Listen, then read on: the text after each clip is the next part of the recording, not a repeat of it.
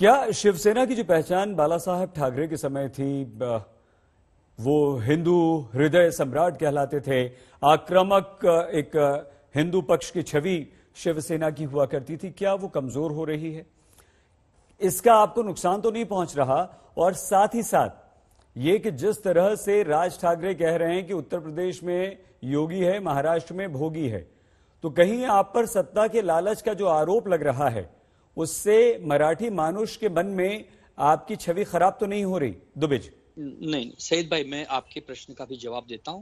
पहले आदरणीय वागीश जी की बात को बताता हूं कि उन्होंने आपके राष्ट्रीय चैनल पर खतना जैसे शब्द का प्रयोग किया, जिसके लिए मैं आपत्ति लेता हूं। ऐसे शब्दों का प्रयोग नहीं होना चाहिए। आपको किसी धर्म के प्रति नफरत होगी, आप अपने घर में रखिएगा। दूसरी बात, सईद भाई, जब से महाविकास आघाड़ी सरकार बनी है, इन्होंने पहले से शुरुआत कर दी, अब गिरेगी कि तब गिरेगी, आज गिर रही है, कल गिर रही है। जब इन्होंने देखा कि अभी सरकार नहीं गिर रही है, तीनों दलों के नेता आपस में समन्वय बनाकर अच्छे से महाराष्ट्र को आगे बढ़ा रहे हैं, तब इन्होंने अपने बी सी डी, कुछ टीमें तो जेल में भी बंद है, उनको लाने का इन्होंने काम शुरू किया। और उसका जो इन्होंने प्रयास किया, एक असफल प्रयास, कि महाराष्ट्र में अस्थिरता फैलाई जाए, महाराष्ट्र में सद्भावना कैसे बिगड़े, कैसे ये सरकार अस्थिर हो, और शिवसेना के ऊपर हिंदू विरोधी का कैसे एक दाग लगाया जाए। लेकिन मैं आपके माध्यम से बताता हूं कि आदरणीय बाला साहब ठाकरे जी की जो विचारधारा है, उसको आदरणीय उद्धव जी ने और निखारा है। उन्होंने पूरे देश में हिंदुत्व के साथ साथ ही एक शालीनता, एक गंभीरता, काम करने वाला मुख्यमंत्री, सबको लेकर चलने वाला मुख्यमंत्री, ऐसी जो अपनी एक छवि बनाई है, उससे ये सब विचलित हुए हैं। और उसी का कारण है, उसी का कारण है डॉक्टर वागीश, कि आज महाराष्ट्र में 2 सभाएं हैं। डॉक्टर साहब, आप ही का नंबर है इसके बाद। सईद भाई, उसी का कारण है कि आज महाराष्ट्र में 2 सभाएं हैं, एक ए कर रहा है, एक सी कर रहा है, एक संभाजी नगर में हो रही है, एक मुंबई में हो रही है, और यह सब मिलकर केवल एक ही टारगेट कर रहे हैं कि शिवसेना को। दुबे जी, आपने संभाजी नगर कहा जी, कहा ना? अगर हम गलत नहीं है तो औरंगाबाद को कहा आपने? जी बिल्कुल कहा। तो आप नाम क्यों नहीं बदलते फिर? बिल्कुल आपकी जानकारी के लिए बता दूं कि यह मुद्दा आदरणीय बाला साहब ठाकरे जी ने उठाया था। उसके बाद यह मामला हाई कोर्ट में चला गया था। और मैं आपको बता दूं कि 2014 से 19 तक आदरणीय देवेंद्र जी महाराष्ट्र के मुख्यमंत्री थे, और बिल्कुल शिवसेना हमेशा कहती थी कि आप इनिशिएटिव लीजिए, आप राज्य के मुख्यमंत्री हैं, लेकिन कभी भी उनका हिंदुत्व जागा नहीं और उन्होंने कभी संभाजी नगर नाम किया नहीं। यही तो दिक्कत यही है सईद भाई कि ये दोहरी राजनीति करते हैं। जहां इन्हें महबूबा मुफ्ती से सहूलियत लगती है, ये वहां पर हिंदू विरोधी बन जाते हैं। जहां इन्हें लगता है कि शिवसेना के पीठ में खंजर भोंकना है, वहां ये बहुत बड़े हिंदू बन जाते हैं। ये चाहते क्या है? यह देश की जनता को बरगलाकर शिवसेना की इमेज को खराब करना चाहते हैं। ये आज अयोध्या जाने की बात करते हैं। मैं तो आपके माध्यम से कहता हूं, जब तक गंगा में स्नान न करें, अयोध्या की पावन धरती पर कदम न रखें। दुबे जी, डॉक्टर वागीश, मराठी अस्मिता सर, और दूसरा आक्रामक हिंदुत्व या हिंदू हृदय सम्राट, राज ठाकरे किस तरफ जाना चाहते हैं?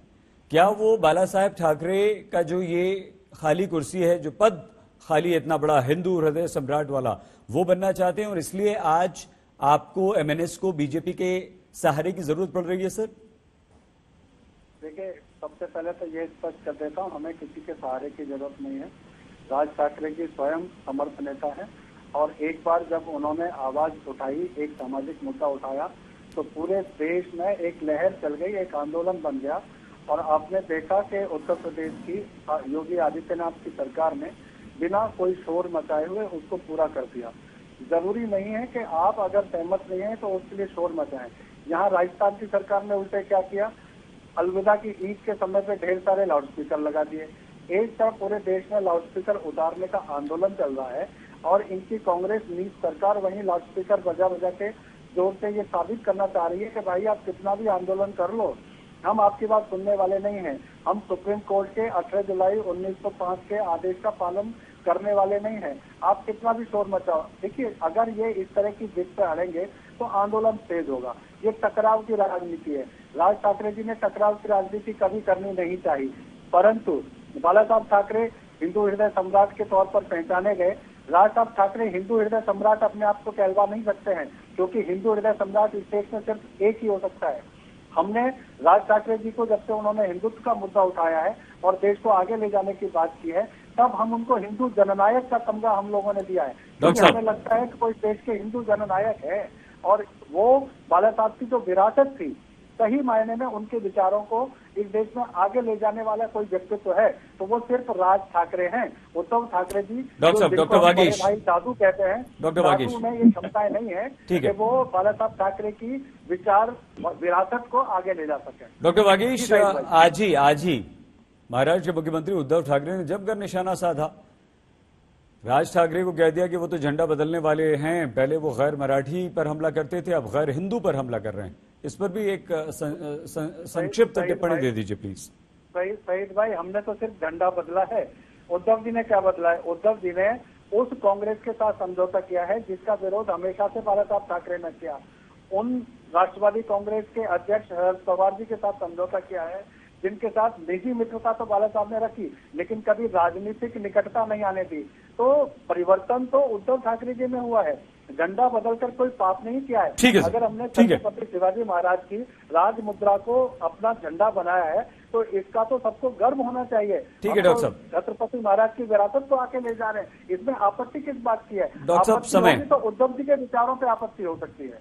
बृजमोहन जी, राज ठाकरे और जिस तरह से अभी डॉक्टर वागीश ने कहा कि बाला साहेब और एनसीपी प्रमुख के बीच नजदीकी जरूर थी, दोस्ती भी हो सकती है, लेकिन राजनीतिक दोस्ती हमने कभी नहीं की। लेकिन यही बात तो राज ठाकरे के साथ भी थी ना डॉक्टर वागीश। क्या आपको लगता है बृजमोहन जी, अगर राज ठाकरे एनसीपी प्रमुख शरद पवार के साथ नजदीकी उनकी भी रह सकती है, उनके साथ वो रह सकते हैं, वो बीजेपी के साथ जा सकते हैं, आपकी अपनी पार्टी महाविकास आघाड़ी की जिसकी शिवसेना बीजेपी के साथ रह सकती है, तो आप कहीं अलग थलग पड़ते हुए तो अब नहीं लग रहे हैं 2024 में लोकसभा में भी और विधानसभा में। कहीं ऐसा ना हो कि सब गड़बड़ हो जाए, कुछ ऐसे अंसारी साहब, मैं आपको बिल्कुल स्पष्ट कर दूं कि हमारी जो महाविकास आघाड़ी है, 3 पार्टियों की जो सरकार है, इन सारे नेताओं में ही नहीं, हमारे नीचे का जो कैडर है तीनों पार्टियों का, उसमें भी इतना सामंजस्य है कि किसी भी मुद्दे पर ये लोग एक साथ खड़े होते हैं। आप अभी हाल में देखिए कोल्हापुर का जो चुनाव हुआ जिसपे कांग्रेस का उम्मीदवार था, शिवसेना, एनसीपी और कांग्रेस के सारे कार्यकर्ताओं ने मिलकर काम किया और वहां पे बीजेपी को मुंह की खाना पड़ी। 18,000 से ज्यादा वोटों से उनको हारना पड़ा। महत्वाकांक्षा भी तो होती है ना, जब महत्वाकांक्षा भी होती है ना व्यक्ति की। अब आपकी मिलीजुली सरकार है, सबकी अपनी अपनी महत्वाकांक्षाएं हैं। मान लीजिए किसी को कहीं कुछ ज्यादा मिल रहा है, बीजेपी में ज्यादा फायदा नजर आ रहा है, तो क्यों नहीं जाएगा? राजनीति में कोई स्थायी दोस्त दुश्मन तो होता नहीं है। मैं बताऊं कि हम लोगों की जो महत्वाकांक्षा है वो है जन सेवा की। हम जनता की सेवा करना चाहते हैं, पदों की महत्वाकांक्षा हम लोगों के पास नहीं है और जनता की सेवा करने का बहुत अच्छा मौका हम लोगों को सरकार के माध्यम से मिल रहा है। सवाल लिख लीजिए, हम लोग कर रहे हैं। जहां तक बात यह है कि राज ठाकरे साहब, उनकी पार्टी के सारे कार्यकर्ता और भारतीय जनता पार्टी, ये दोनों ही पता नहीं क्यों भ्रमित है। आप देखिए कि राज ठाकरे साहब ने लाउड स्पीकर हटाने की बात की, सबसे पहले डर के किसने लाउड स्पीकर उतारे? 30,000 जो कि गैर कानूनी लगे हुए थे, आदरणीय उत्तर प्रदेश के मुख्यमंत्री योगी साहब ने। और क्योंकि हिंदुस्तान के जो 18 राज्य हैं जो लगातार सुप्रीम कोर्ट के 2005 के आदेश की अवहेलना कर रहे थे, उन्होंने कहीं भी आदेश का पालन नहीं किया था। जबकि महाराष्ट्र में हालत यह थी कि जितने मंदिर, मस्जिद, गुरुद्वारे, बौद्ध धर्म और चर्चों पे जहां पर भी माइक लगे हुए थे, उन सबों को नियमित किया जा रहा था। आखिर में कुल 3,000 बचे थे और ये 3,000 भी करीब करीब हो चुके। मैं सोचता हूं महाराष्ट्र में सुप्रीम कोर्ट के आदेश के अंतर्गत मुश्किल से 1 या 2% ऐसे होंगे जहां पर कि अभी भी प्रक्रिया चल रही होगी। बाकी का 97 से लेके 98% माइक जो लगे हुए उनका नियमितीकरण कर दिया गया। ठीक है सर। तो बीजेपी को डरा तो राज ठाकरे साहब रहे, वो बीजेपी कांप रही है उनके सामने, घबराई हुई है, उनके 18 मुख्यमंत्री डरे हुए हैं। और प्रोफेसर रागी साहब ने बड़ी अच्छी बात की कि शिवसेना के साथ अगर कांग्रेस और एनसीपी अगर जुड़ जाती है तो शिवसेना का चरित्र बदल जाता है। तो ये शायद उनका अनुभव इसलिए है कि जब भारतीय जनता पार्टी ने पीडीपी के साथ वहां पे कश्मीर में अपना संबंध बनाया तो भारतीय जनता पार्टी का उस समय इस्लामीकरण हो गया था। तभी उस दौर में वहां पर सबसे ज्यादा हिंदुओं के साथ अन्याय हुए। तो ये अनुभव आपका, रागी साहब का हो सकता है, लेकिन महाराष्ट्र में ऐसा नहीं होगा। महाराष्ट्र में हमारी सरकार पूरी तौर से देश के संविधान के अंतर्गत काम कर रही है और धर्मनिरपेक्षता के साथ काम कर रही है। हमारे लिए सारे धर्म एक समान है, हम सारे धर्म की इज्जत करते हैं और सारे धर्मों के लिए हम संघर्ष करते हैं।